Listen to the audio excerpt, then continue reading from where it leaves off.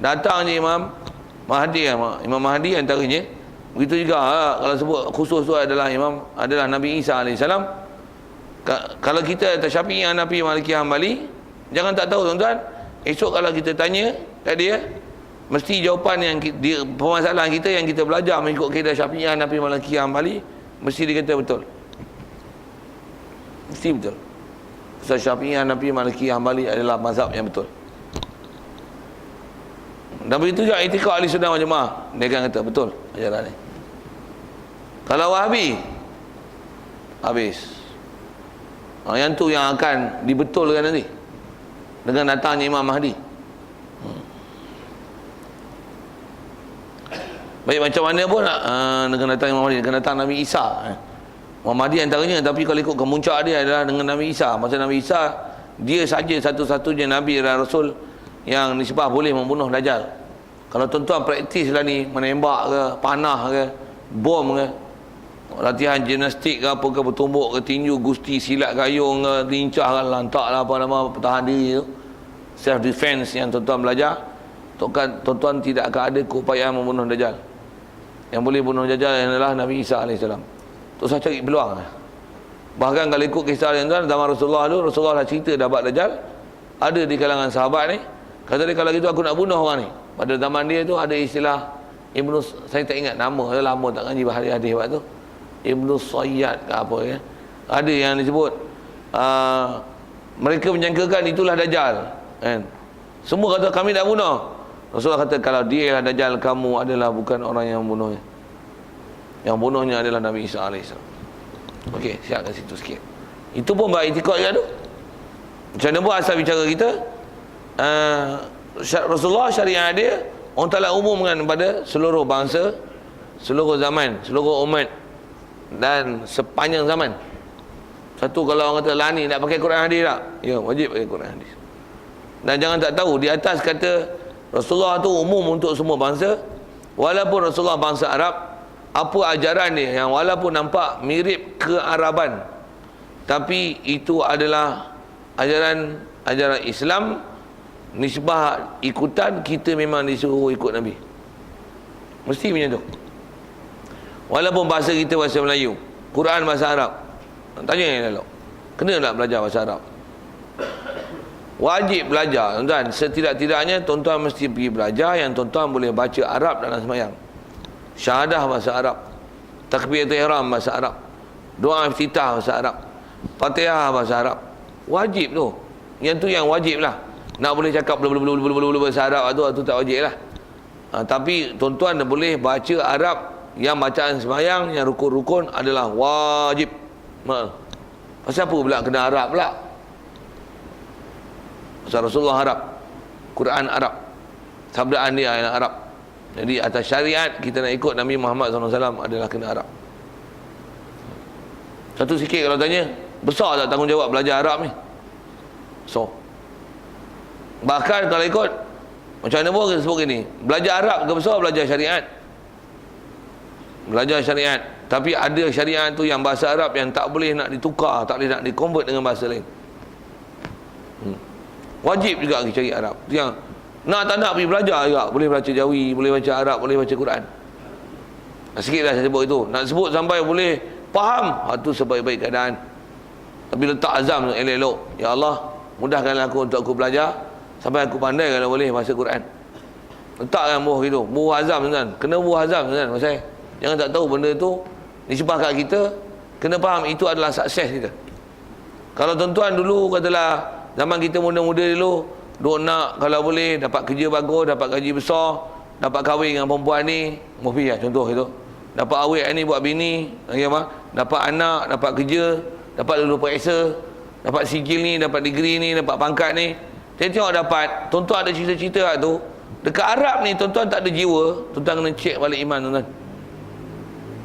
Tuan-tuan tak ada jiwa pun nak boleh sembahyang, nak boleh taat, nak boleh jadi orang takwa.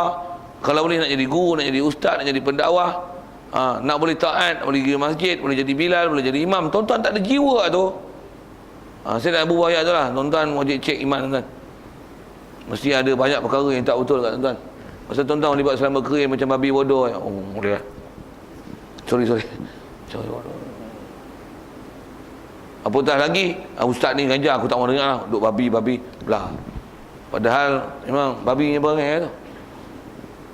Dengan sabit kita sebut babi dia tak mau ngaji. Yang dia tu perangai macam babi dulu sampai sekarang ni tak peduli. Tak mana babi tu kan, kira sondoi je. Babi kan orang panggil babi sondoi. Tuan tahu tak? Babi sondoi. Babi ni kira menyondoi ke hidung dia besar tu. Pasal sondoi tu. Tu cerita orang tua-tua. Macam mana pun saya nak cerita sondoi tak ni? Apa dia? Dia bukan kira halal, haram, betul, tak betul. Wah. Orang nak cerita betul ni tak mau dengar. Itu saya kata, kita sebut babi sekali lah. Dia hidup macam babi, tapi tak mau dengar kita sebut babi sekali. Oh. Marah sikit lah macam tu. Dia bunyi kasar sikit. Sorry lah. Saya bukan tujuan nak kata kat tuan-tuan, tapi orang Hulu. Sorry lah, orang Hulu ni dia kasar sikit. Kalau tuan-tuan boleh like dengan saya, bagus juga lah. Like Ustaz, kami sokong belakang. Tak apa, saya diam lah, tak apa. Bagus. Baik. Jadi wajib i'tiqad Allah Ta'ala umumkan Nabi kita Muhammad sallallahu alaihi wasallam seluruh alam. Itu yang isyarat Quran, wa ma arsalnaka illa rahmatan lil alamin. Dia rahmat sekalian alam. Siapa alam? Alam ialah malaikat, manusia, jin, benda hidup, benda tak hidup, pohon kayu, batu batan, matahari, semua dapat rahmat. Huraian tu ikutlah panjang. Kita pun tak kerti nak panjang huraian satu-satu. Tapi isyarat Quran dia rahmatan lil alamin. Khusus kita bicara ni yang alamin apa? Semua bangsa, keturunan, zaman, tempat, begitu juga manusia dan jin. Itu yang khususnya. Yang mukallaf wajib mengikut syariat dia dan ajaran dia. Dan tak dapat tidak bila nak belajar syariat dia dan ajaran dia. Rasulullah dia bangsa Arab, berbahasa Arab, Quran Arab, hadis Arab, kataan ulama yang mensyarahkan dia kebanyakannya Arab. Tak dapat tidak untuk sukses mesti kena pergi cari Arab. Walaupun bahasa Arab ada yang tak guna, memang ada, tapi jadi mulianya Arab pasal Rasulullah Arab, Quran Arab, hadis Nabi Arab. Kena faham tu. Walaupun ada orang Arab pakai serban yang tak guna, walaupun pakai serban, kita kalau boleh pakai serban pasal Rasulullah, bila Rasulullah pakai, walaupun tu asal pakaian Arab, tapi bila Rasulullah pakai, maksudnya mencontohi pakaian Rasulullah ialah benda baik, walaupun itu asalnya pakaian Arab. Tapi bila lalu ke Rasulullah, contohi Rasulullah adalah ikutan yang baik. Laqad kana lakum fi Rasulillahi uswatun hasanah. Kena faham. Satu tuan-tuan nak pakai songkok ke, nak pakai songkok hitam ke, nak pakai baju Melayu ke, nak pakai samping ke, nak pakai congsam, tapi itu bukan aurat kan. Nak pakai apalah istilahnya pakaian, nak pakai kurta ke apa ke, aci menurut aurat tu satu hal. Tapi bukankah mencontohi Rasulullah itu perkara yang sangat baik? Betul. Akui dan iktiraflah benda itu. Pasal apa? Syariat dia untuk seluruh umat. Walaupun orang Cina, seloknya jubah. Kita Melayu, jubah. Hang nak baju Melayu, hang nak pakai songkok, is up to you. Itu pakaian kebangsaan Melayu. Tapi atas ajaran Islam, walaupun benda tu kadang-kadang bukan khusus ibadat, mencontohi Rasulullah adalah paling baik. Rasulullah pernah serban, Rasulullah pernah berjubah, Rasulullah bersugi, Rasulullah makan dengan tangan dan dimakan dengan 3 jari. Semua yang dibuat oleh Rasulullah adalah ikutan kita. Hatta dia janggut pun kita janggut. Walaupun janggut kita ada 2 helai, 2-3 helai. Janggut pun janggut sepat, 2 helai. Tak tumbuh dah hal lain. Betul-betul buah dagu 2 helai. Ikan sepat kan ada 2 helai. Tu saya panggil janggut sepat tu. Tu sepat kat sini. Pasal sepat betul-betul buah mulut dia. Sikit saya ajar bahasa sama tu. Tuan-tuan jangan buang janggut tu. Simpan dia adalah sunnah. Pasal apa? Rasulullah ada janggut, kita janggut. Itu syariat janggut, syariat pakaian, syariat lain, syariat akidah. Ni kita sedang mengaji akidah dia. Begitu juga syariat amalan, praktikal, muamalat, munakahat, jinayat. Itu yang duk kelahi bab jinayat, bab hudud, bab apa tindakan-tindakan penjenayah yang kalau ikut peraturan Islam apa yang betul dilaksanakan. Semua tu kena belajar supaya kita menjunjung. Itu yang takwa. Dengan ajaran dia, takut pada Allah Ta'ala. Takwa dengan mana junjung perintah. Apa saja perintah Allah Ta'ala dalam Quran, apa saja perintah Rasulullah yang ditunjuk ajar kepada kita, itu adalah ikutan kita. Dan kita wajib i'tiqad bahawasanya Rasulullah walaupun di Arab, dengan katalah bunyi slang Arab, cakap Arab, budaya Arab, cara hidup yang Arab, kat kita kalau ikut disuruh ikuti dan contohi Rasulullah dalam semua keadaan. Melainkan ada bab-bab tertentu yang istilahnya benda yang khususiat yang untuk Rasul. Syarah panjang bab tu. Itu je yang kecuali. Rasulullah wajib sembahyang tahajud. kat kita sunat tahajud. Rasulullah boleh beristeri lebih daripada 4. Bahkan kalau ikut masyhur ulama, dia tak ada limit, tapi dia takat yang ada 9, kat kita limited, dia takat 4, itu maksimum. Macam-macam perkara lah. Rasulullah tak boleh makan harta ghanimah. Rasulullah boleh, silap sebut. Rasulullah tak boleh makan duit zakat, silap sebut. Rasulullah tak boleh makan duit zakat, kita boleh makan duit zakat.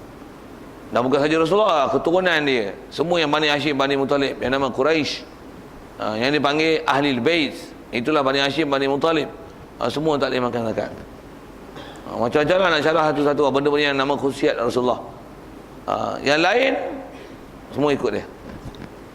Tu dia janggut, kita sorban. Kalau dia cuti hari Jumaat, kita hari Jumaat pun cuti juga. Dia sugi, kita sugi juga. Walaupun orang ada beruh gigi, yang ada ubat gigi,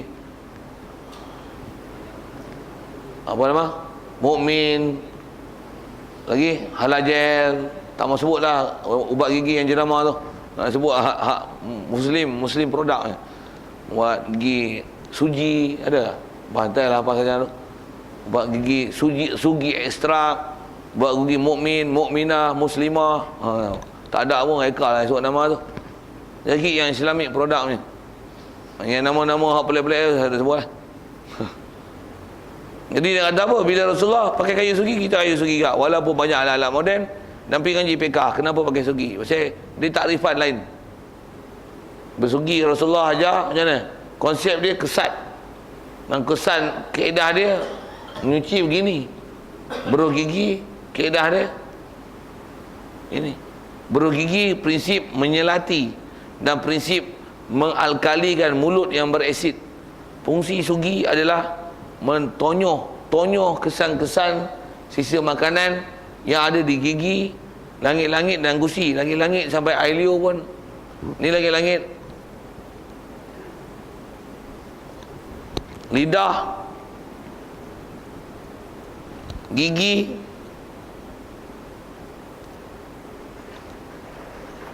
sikitlah tunjuk mulut betul geli pula lagi.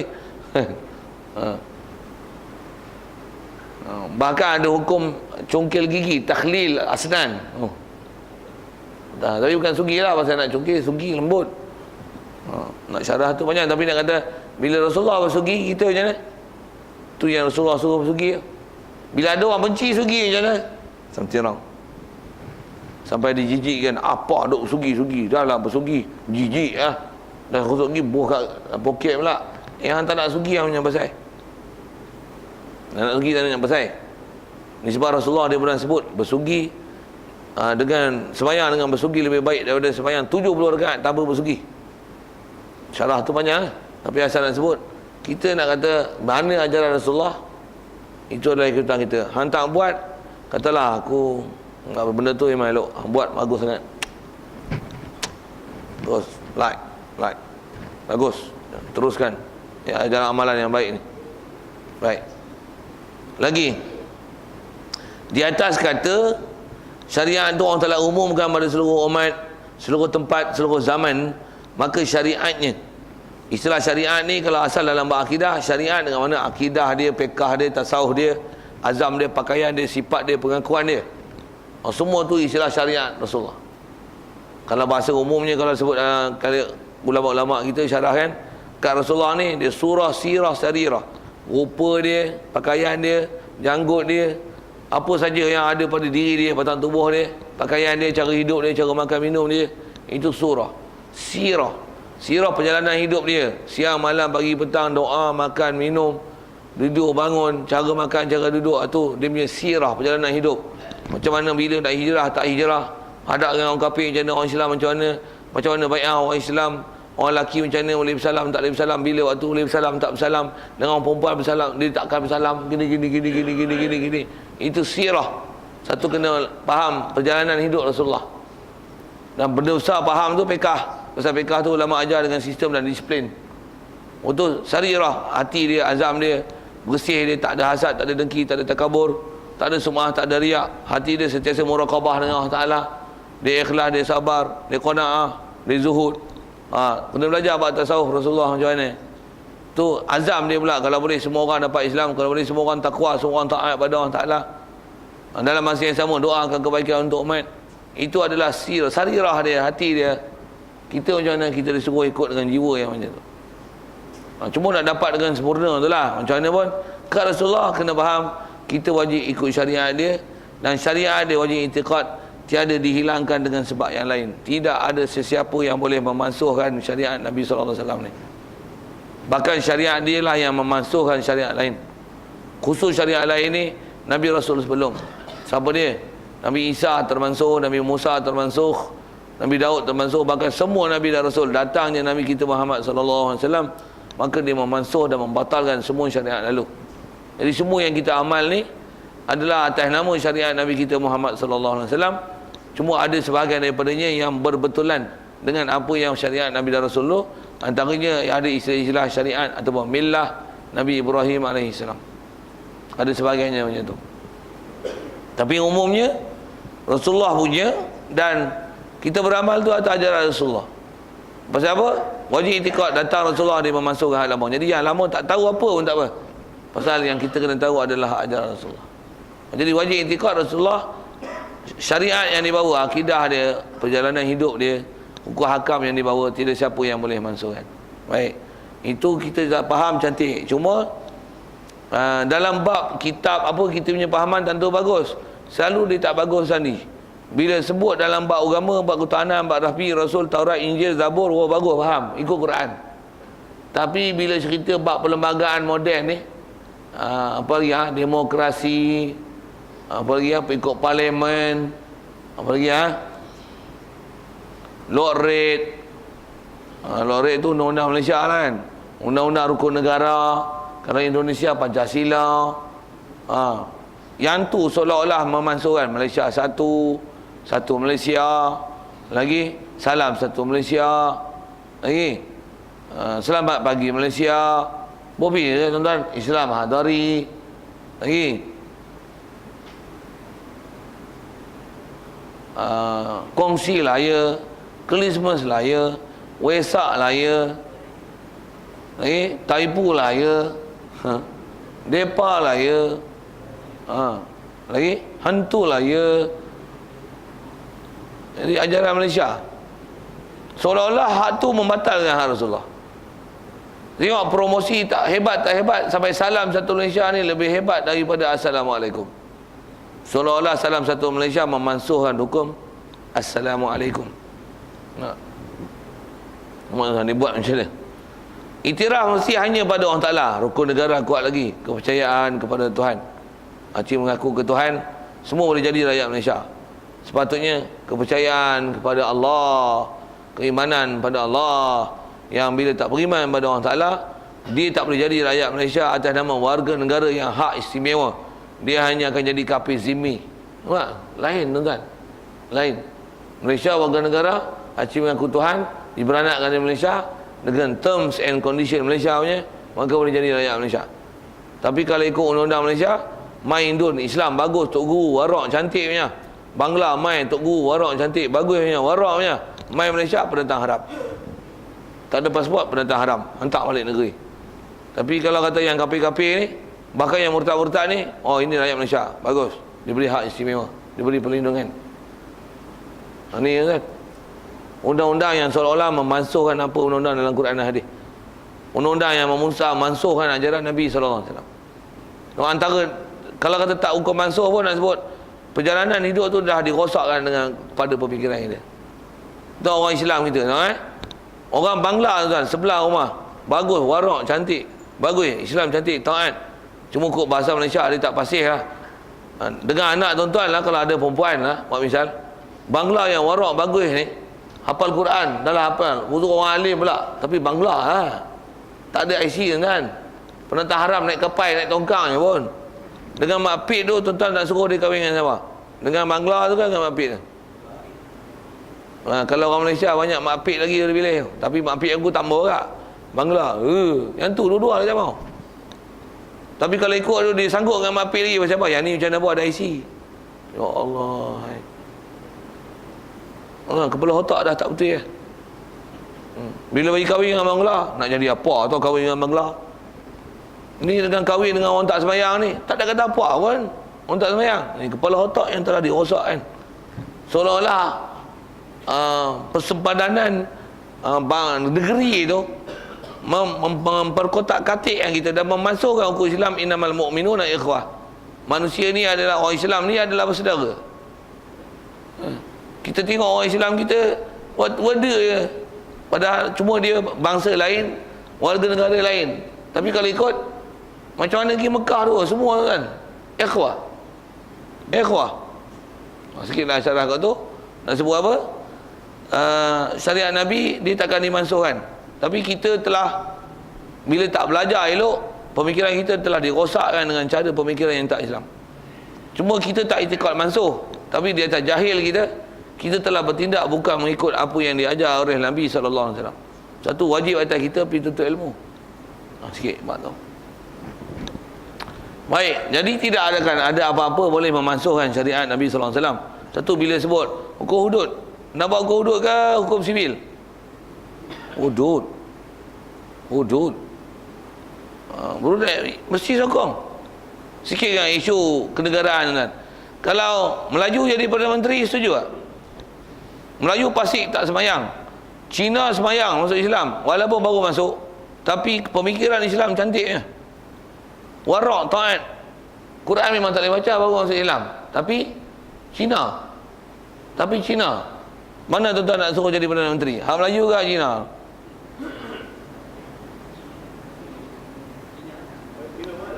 Kalau Malaysia ke, naik hak Cina tu, kelahi satu Malaysia kan. Yang tak tahu keadaan Islam macam mana. Kita tak ada sebarang masalah untuk Cina jadi Perdana Menteri. Yang ni hak Islam. Itu keadaan Islam. Kalau keadaan Melayu, hidup Melayu. Mula saya cekah macam tu tadi. Hidup Melayu. Lagi bawa keris ini Melayu hantu ada mula sebut hantu Melayu takkan hilang di dunia. Hilang apa nak hilang lah, lama nak mampus lah, dengan dadah, dengan ganja, dengan rempit, dengan mampus motor, aksiden macam-macam. Tak hilang apa, nak hilang lah, nak pupus lah. Dulu punya ramai kan ni makin sikit. Mula saya mampus lah tu. Kalau ikut kita tak ada masalah isu bangsa. Yang penting Islam. Kalau macam Kasih Ahmad pun, walaupun Melayu, jangan kan, kalau ikut hukum bunuh. Pasal anti hadis. Pasal apa? Pasal keluar daripada ajaran Islam. Nama dia Wa Tak Tahu masuk Islam, pasal dia baru masuk Islam. Pasal tu dia Wa Tak Tahu. Tapi macam mana? We are brothers. Cina pula nama apa? Nama dia Ayapan, bukan Ayapin. Ayapin tu bunuh orang kalau tu. Nama dia Ayapan. Macam mana? We are brothers. Masuk Islam. Tukar nama Arifin. Yang tu bubuh Ayapan lah tu. Sikitlah saya lawak-lawak bahasa itu kan. Nak sebut prinsip. Macam mana nak pergi betul? Macam mana nak pergi betul orang Melayu ni? Orang Melayu Islam yang tak cukup pendidikan ni. Pasal kita wajib betul kan. Pasal wajib itikad. Syariat Nabi takkan mansuh, dan bila kata tak mansuh tu yang kena belajar elok-elok bagi faham bab akidah, bab fiqh, bab tasawufnya. Umumnya 3 ilmu besar ni kena belajar kat kita sampai bagi betul kita punya kepala otak dan cara berfikir mengikut cara ajaran Nabi SAW. Pasal kita wajib itikad takkan berjaya tentang kehidupan kita melainkan Tuhan kita ialah Allah dan ikut perjalanan Nabi SAW. Wajib itikad.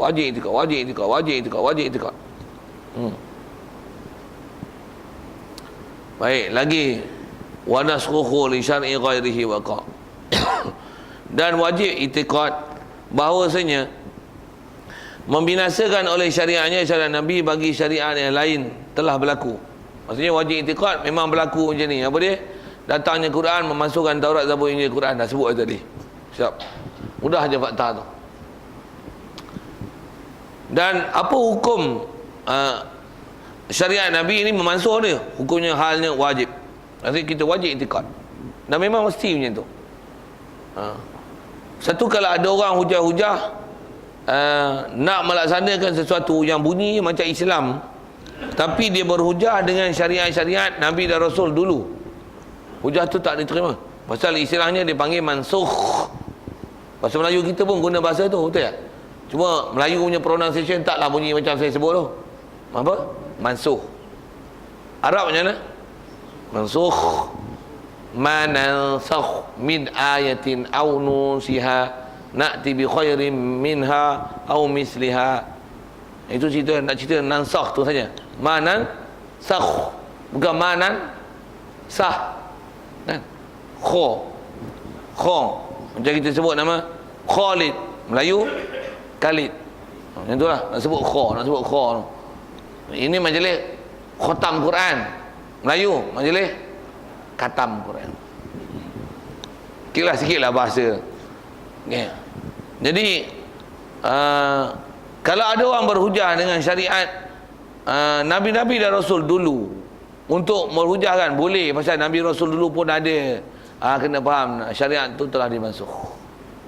Antaranya bab apa sikit yang sebut ni? Bab jin. Boleh berkawan dengan jin tak? Mengikut kaedah kita dalam syariat Nabi SAW, berkawan dengan jin sampai memohon pertolongan pada dia adalah haram dan boleh membawa kufur. Tak. Berkawan macam mana? Berkawan sampai boleh minta pertolongan. Kalau berkawan macam ni, kita duduk masjid iktikaf, tiba-tiba dia datang. Assalamualaikum. Waalaikumsalam. Siapa kamu? Saya lah jin Pangkalan Peguh. Kau buat apa datang ke aku? Hamba ingin berkawan dengan tuan hamba. Nak kawan macam mana? Hamba ada muskil. Bukankah awak imam di masjid ini, di surau ini? Ya. Hamba ada kemuskilan. Tolong selesaikan. Boleh tak berkawan macam tu? Macam tu boleh lah, sembang lah. Betul tak betul jin dia tipu ke apa, tuan-tuan pasal ayat tu. Tapi takat sembang macam tu, kalau jin kau orang ke Bangla ke Cina ke Portugis ke apa ke dunia Melaka ke Baba Melaka ke, mai tanya jawab jelah. Yalah, betul tak tu jin tu, tengok lah. Tapi kalau jin sekalipun just interaksi macam tu, communicate macam tu, tak ada masalah. Tapi kalau dia nak pergi lagi, bolehkah kita meneruskan hubungan selepas ini? Apa salahnya? Bagaimana kita nak berhubung? Dia kata, ambil handset saya. Ni nombor saya. Itu tak apa. Sembanglah kau. Sembanglah tu. Tapi kalau dia kata, jika kalian berhajat untuk berjumpa dengan golongan kami, bacalah Qul huwallahu ahad 33 kali. Berzikirlah dengan la ilaha illallah 100 kali. Dan panggillah nama hamba Ahmad Rozaini. Buat misal. Tapi saya bukan jin tau. Saya buat misal tau. Panggillah nama hamba. Hamba akan datang memberikan pertolongan. Kerana itu adalah syarat untuk kita berinteraksi sesuatu sama lain. Pandai boleh cakap interaksi. Saja tuan-tuan, saya sensasikan bahasa tu. Macam tu punya jin tu sadut terima. Pasal berhubung, bersahabat, berinteraksi macam tu adalah haram disebut oleh ulama. Dan dia menghijabkan kita dengan pertolongan Allah Ta'ala. Kalau dapat pertolongan pun, nanti kita kata apa? Inilah pertolongan daripada sahabat kita yang nama Jin Ahmad Ruzini tu, katanya. Kita orang lain semua pancit. Pasal Mak Ganjar orang pancit. Kita tuan-tuan tak pancit. Ini pertolongan dia. Dia siapa? Jin. Kita yang tak ada siapa-siapa punya kawan dengan jin ni, siapa? Allah. Alhamdulillah. Wah, hijab tuan-tuan dengan ghaib. Hijab dengan Allah Ta'ala. Sikit sebut tu. Ada orang berhujah, asal saya nak sebut, ada orang berhujah berkawan dengan jin, kata dia apa? Nabi Sulaiman pun kawan dengan jin. Dia boleh perintah jin menyelam, membina bangunan dia, tukang masak dia, basuh periuk dia. Periuk pun bukan kecil-kecil. Anikmal sabiqatim wa qaddir fis sard. Cerita Nabi Sulaiman itu. Wa minhum may yaghusuna lahu. Sebahagian daripada jin-jin ni may yaghusuna lahu, yang jadi juru selam untuk Nabi Allah Sulaiman alaihi salam. Ada orang siap baca, ini doa pagar Nabi Sulaiman daripada gangguan jin. Allahumma inni dakhaltu fi surati Sulaiman wa inni dakhaltu fi Sulaiman wa mulkihi wa syariatihi. Dulu apa saya ni? Pasal apa? Itu dia orang dakwa doa-doa yang bila kita berkawan dengan jin, jin tak boleh buat apa-apa kat kita. Jin memang tak boleh buat apa-apa kat kita, tapi hang jadi terapa-apa dengan dia. Pasal apa? Hang duk panggil dia, hang duk suruh dia. Hang minta khidmat dia, hang minta bantuan dia. Itu masalah. Pasal kita bantuan tak boleh minta melainkan kalau bantuan ghaib, melainkan hanya pada orang Taala. Kalau bantuan zahir boleh minta orang kafir, orang Islam, tak ada masalah. Tapi kalau bantuan ghaib, walaupun orang Islam, jin, tak boleh. Hatta malaikat pun kita boleh minta. Wahai Jibril,